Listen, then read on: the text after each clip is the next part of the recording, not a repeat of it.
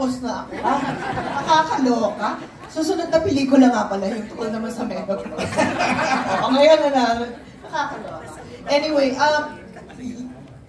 sa point naman na to, I'm so happily married. I just got married. I'm married twice, but I'm a late bloomer. So I cannot imagine myself to reach that point na magpapa-anal. It's very painful, just the idea, because you invested a lot of emotions.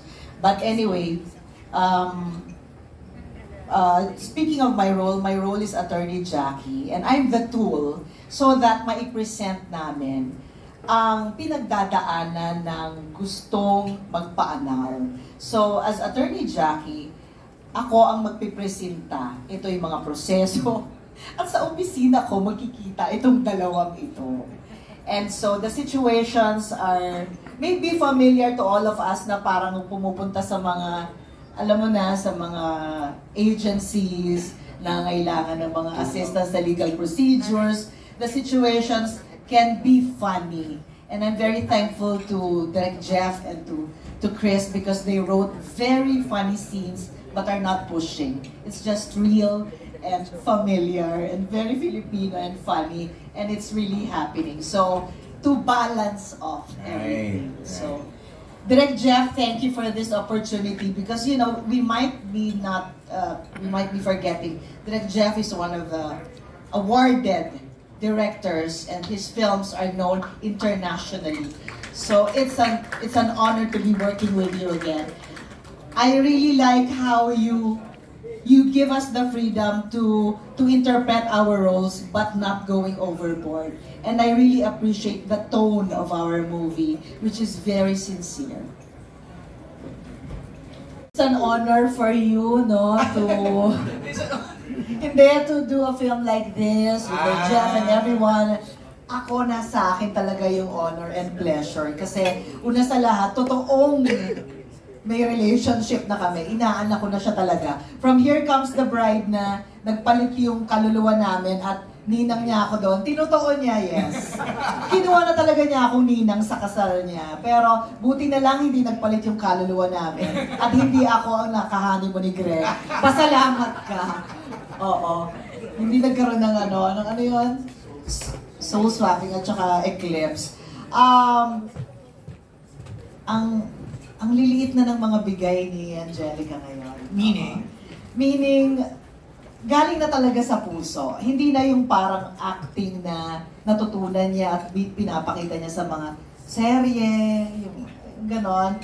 Ngayon, yung mga binibigay niya, ay, masyado ang minsang kimi kasi siguro masyado nang malapit sa mga pinagdaan ng sakit. Pero konting galaw lang, konting mata, konting bibig, konting hinga, tagos na sa'yo. So, marami ka namang natutunan sa mga pinagdaanan mong pain.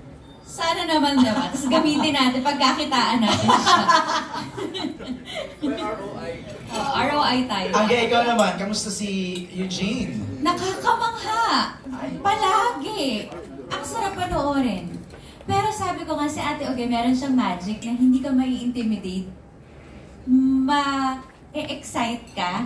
Hindi ka, kasi may mga artista, di ba, na pagtugtog mo doon yung paano ba ito na gagawin ko? Ang overwhelming niya, diba? Yung nakakakabay, hindi na ako makaarte. Siya hindi. Warm. Yung, ang sarap niyang makatrabaho pa din. Sarap lang niyang panoorin. And of course, ang saya-saya namin sa set dahil sa kanya. Z, ano again? Nakaka-excite gumawa ng scene. Parang alam mong may mangyayari. Nabasa mo yung script. Para bang siyang bahala? Pagka-eksena mo siya, kaya niya yan siyang bahala. Siya babangka. Ang sarap ng eksena kasi parang unpredictable yung mga scenes kahit nang-rehearse na namin. Ang saya. And nung huli naming project ni Pigidora, yun. Tapos ngayon, kasama kami nga. Siyempre, excited ako and reunion with Direk Jeff and Angelica at sa lahat. Kaya, tara! Before I go to Bobby's chance na maging masaya. Yun na lang. Lahat ng chance maging masaya. From the point of view of the director. May study guide daw. May study guide yung film. Direct Jeffrey. Ako I agree with Angelica. It doesn't encourage you to seek annulment if you are in a failed marriage, but it encourages you to find yourself, to love yourself, and pursue your own happiness. Right. Regardless of kung magsisika na annulment o hindi. Challenging. Hindi lahat ng season, katulad noon, nakinagis na natin, especially my generation, going to the cinema is like a normal thing. Thrice a week or even twice a day. Ngayon, tuwing Pasko na lang tayo talagang nagiging piyesta yung pelikulang Pilipino. So as an actor, I really want to be a part of this celebration kahit once a year. And this time talagang natutuwa ako na dito sa pelikulang ito, kasama ako. I'm very proud of this film. Siyempre, last year parang fiesta ka rin, dalawa. Isa lang, no, attorney? Isa lang. Kaya ay nagbibigay naman ng kanyang mga guidelines, ganito ang gagawin ninyo. Kumbaga si attorney Georgie, kasi may show siya before. Legal Forum. RBN9. Ano po yun? Favorite ko yun. Dati, gigising ako ng Ay, by the way, fun fact, si Direk Jeffrey ang director ng Legal Forum. Totoo ba?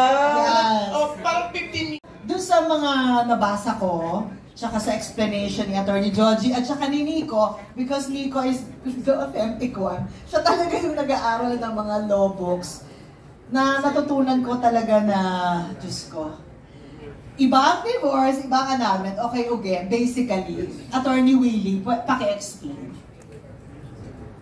Kasi sa divorce kasi there's a marriage and you just separate.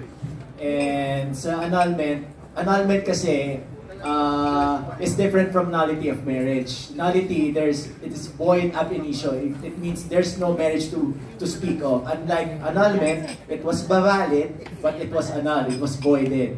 So, ganun yung proseso. So marami yun, maraming ganun. Tapos sa Philippines, it's not technically true na there's no divorce. There's still divorce, but it's called legal separation. And Article 55 of the Family Code. Kakalok. Attorney.